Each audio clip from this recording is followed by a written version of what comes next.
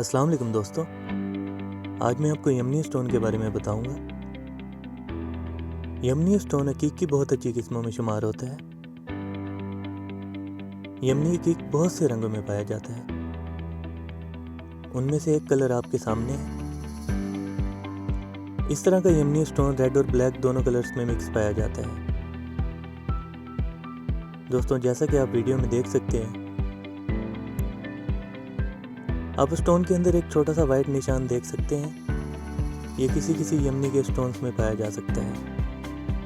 ज़्यादातर यमनी का स्टोन दो रंगों में पाया जाता है। दोस्तों, यमनी स्टोन बरकत वाला स्टोन तस्वुर किया जाता है। यमनी स्टोन के हवाले से मैं आपको आने वाली वीडियोस में अपडेट करता रहूँगा। अगर आपको मेरी वीडियो अच्छी लगी हो तो वीडियो को लाइक करें। दोस्तों, अगर न्यू है तो चैनल को सब्सक्राइब कर दें और बेल आइकॉन को ज़रूर दबा दिया करें ताकि मेरी न्यू आने वाली वीडियोस आप तक पहुंचती रहें।